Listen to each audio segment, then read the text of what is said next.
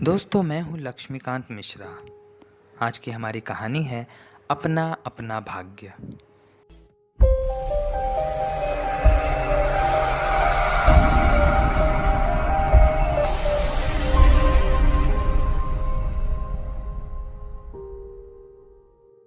प्रतीक माँ बाप का अकेला लड़का, करोड़पति पिता, और जिद तो होना लाजमी ही है। घर में कभी ऐसा नहीं हुआ कि प्रतीक ने कुछ तोड़ा ना हो, नौकरों पर वो भड़का ना हो। ये तो आए दिन होता ही रहता था। घर में प्रतीक का जिद इतना ज़्यादा चलता था कि कभी किसी ने उसको पलट कर जवाब नहीं दिया होगा, यहाँ तक कि उसके पिताजी ने भी। एक दिन पता नहीं क्या भूत सवार हो गया। उसने कहा, पापा, मैं नैनीताल घूमने जाऊंगा। बहुत सुंदर वादियां हैं वहाँ और मुझे कार से ही जाना है। मेरे साथ एक नौकर जाएगा और कोई नहीं। पिताजी ने भी उसकी बात मान ली, क्योंकि सभी जानते थे उसने जो जिद पकड़ ली है वो उससे अलग हो ही नहीं सकता। और प्रतीक नैनीताल पहुंच गया। बड़े से होटल में पहले से ही उसके लिए रूम बुक हो चुका था। बड़े से रूम में वो अकेला, शांत, खाना आकर रखा हुआ था। उसने खिड़की पे बैठकर कान में एक सुंदर सा संगीत सुनता हुआ वो बाहर का नज़ारा देख रहा था।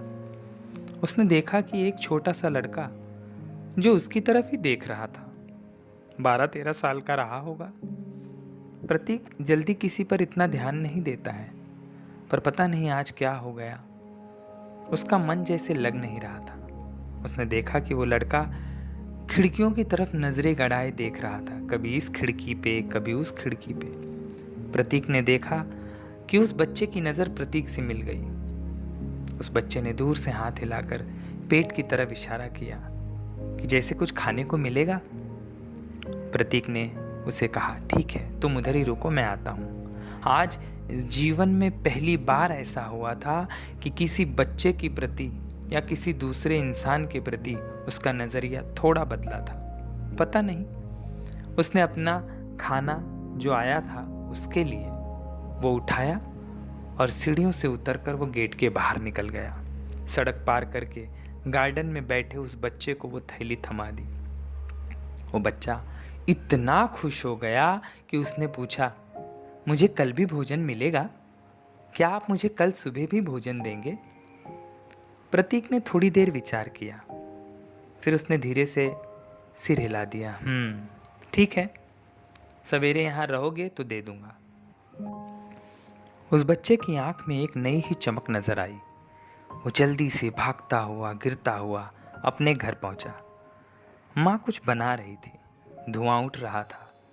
उसने कहा, माँ, आज कुछ मत बनाओ, देखो मैंने कितना सारा खाना लाया है।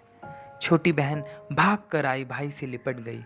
उसने थैली में खोल कर देखा तो बहुत सारा भोजन था और सब ताज़ा था, कोई बासी या कहीं का टुकड़ा नहीं था। पहली बार माँ ने, बहन ने, भाई ने पेट भर के खाना खाया। खाना खाने के बाद उसे नींद आ गई और वो सो गया। उसने सपने में देखा कि जैसे वो होटल पहुंचने में उसे देरी हो गई और खाना किसी और को मिल गया। बहुत पछतावा हो रहा था उसे। अचानक उसकी आंख खुल गई। उसने बाहर आकर देखा तो उसे समझ में आ रहा था कि अभी तो बहुत रात बाकी है, लेकिन पेट की आग भी बहुत अनोखी होती है, न जीने देती है न मरने देती है। वो मासूम सा बच्चा रात के समय ही निकल गया, नैनीताल की ठंड और एक साधारण सा कपड़ा पहने हुए। वो जल्दी जल्दी दौड़ता हुआ जा रहा था कि कहीं ऐसा ना हो कि मैं देरी से पहुंचूं। होटल के सामने उस गार्डन की एक बेंच पर वो बैठ गया कि जैसे ही सवेरा होगा मैं सबसे पहले पहुंच जाऊंगा और वो भोजन मुझे मिलेगा। मेरी मम्मी को, मेरी बहन को फिर से अच्छा खाना मिलेगा। सूर्य की पहली किरण प्रकाशित हुई। प्रतीक ने ये निर्णय ले लिया था कि अब वो घूमेगा। आज़ाद तो है ही वो, उसे कोई टोकने वाला भी नहीं है। और नैनीताल की वादियों के बारे में उसने बहुत कुछ सुना था, पर उसे याद आया कि उसने किसी को कुछ प्रॉमिस किया है। थोड़ी देर विचार करने के बाद उसे समझ आया कि अच्छा हाँ, सवेरे मुझे उस बच्चे को खाना देना है। मैं तो फिर भी दोबारा मंगा के खा लूँगा।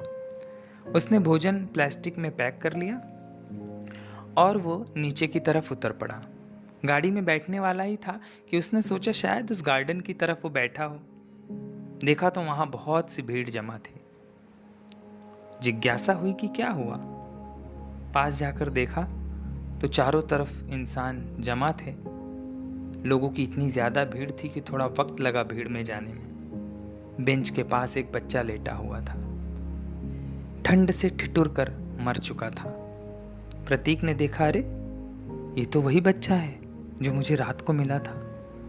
हाँ, ये वही बच्चा है जो रोटी की ख्वाहिश में रात भर यहीं बैठा रहा और ठंड में ठिठुर कर मर गया। किसी ने पीछे से कहा, यार ये तो अपना अपना भाग्य है। कोई रोटी के लिए मर जाता है और कितने लोगों को रोटी पसंद नहीं आती। प्रतीक को कुछ अलग ही महसूस हुआ। उस दिन पता नहीं उसके मन में क्या भाव पैदा हुए। उसने तुरंत कार में बैठकर ड्राइवर से कहा, घर चलो। घर जाकर उसने खाना खाया और वो सो गया। प्रतीक के मम्मी पापा जब घर आए तो उन्हें पता चला कि प्रतीक तो आ चुका है, पर आज घर में एक अलग ही शांति थी। दोनों जन प्रतीक के कमरे में गए। प्रतीक ने मम्मी पापा को देखा और उसने रोते हुए कहा, मम्मी पापा मुझे माफ़ कर दो, मुझसे बहुत बड़ी गलती हो गई। और वो पिताजी के गले लिपट गया। तो दोस्तों, यही ज़िंदगी है, यही है अपना अपना भाग्य। तो मेरी कहानी सुनते रहिए, क्योंकि ध्यान है तो ज्ञान है, तब आदमी महान है।